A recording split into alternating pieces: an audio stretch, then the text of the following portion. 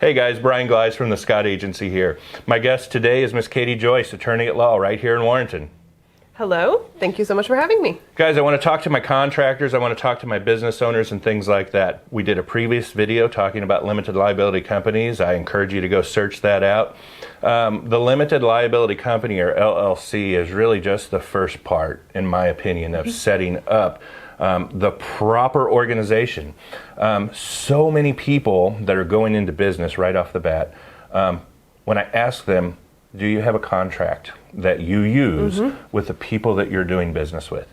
The answer is generally no. They haven't really thought about it.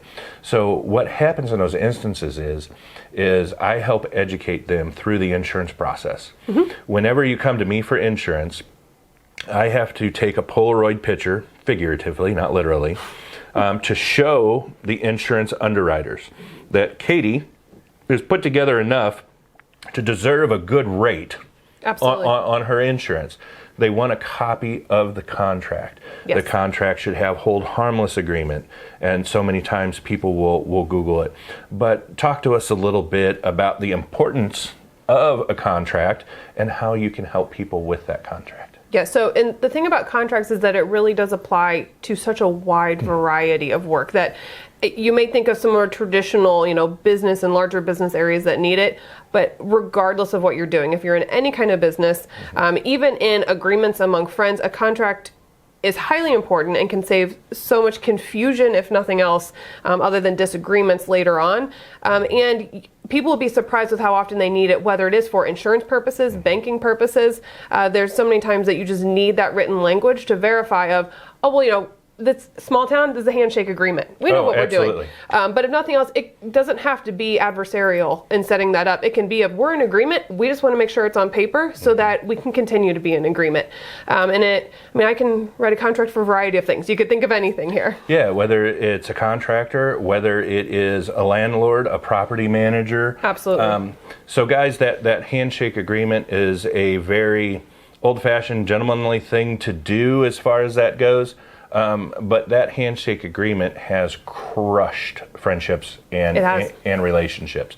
So some of you will disagree with this, but if we have somebody that's not willing to put it on paper and to have that contractually soundly written out, that might make your spidey senses go up just a little bit. So like we talked about in the LLC, or the forming of the LLC, using someone like Katie, surrounding yourself with people that have knowledge that you don't, it's the reason why I've got Katie's phone number, is so very important and can save you time. Because what happens in a normal contract situation where you don't have one? Google. All right, I'm going to borrow some pieces out of this, borrow some pieces out of this. And what I can tell you is that the contract for a personal trainer, which will physically have hands on an individual in a very professional way. That's not where I'm going. All right. But that nomenclature should be in that contract. All right. That contract's going to be different than a roofer. A little bit, yes. That contract's going to be different than a landlord. Absolutely. All right. So hiring a professional to help set that architecture up, get the LLC rock solid, get the contracts rock solid. And guess what? If the time would ever come where there was a problem, your insurance is going to be set up correctly. Your legal counsel is already going to have formed your LLC and your contract. And guys, you are going to be head and shoulders above the majority of people that are out there. And I think you can go forward with confidence knowing, and it very well could be that the contract that you found off Google could be sufficient, but having that eye look at it that knows what the local requirements are, because all of our laws vary state to state. Some of the requirements, depending on the industry, might vary city to city as well for what you need in there. So being able to go forward with that confidence, knowing that you've had someone with the knowledge to look at this for what you need to make sure that you're protected and don't have to worry about it again, and can do what you're good at and what you're knowledgeable with. Absolutely. And I'm going to go ahead and talk about cost for a second. Because what did my dad say? My dad said, and I might screw this up, penny wise and dollar foolish, or I don't know. I think sounds right. I think that was it. But what I'm going to tell you is whether you have to meet with a CPA and she has a fee to meet with her, whether you meet with a lawyer and the lawyer has a fee to meet with you, whether you meet with an insurance agent, I'm getting ready to create a fee for you. No, I'm just joking.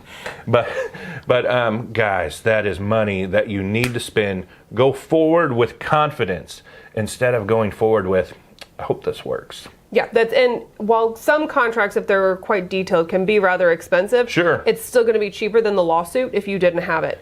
So it can definitely pay off in the end. And that's what insurance is all about. Insurance is all about being prepared.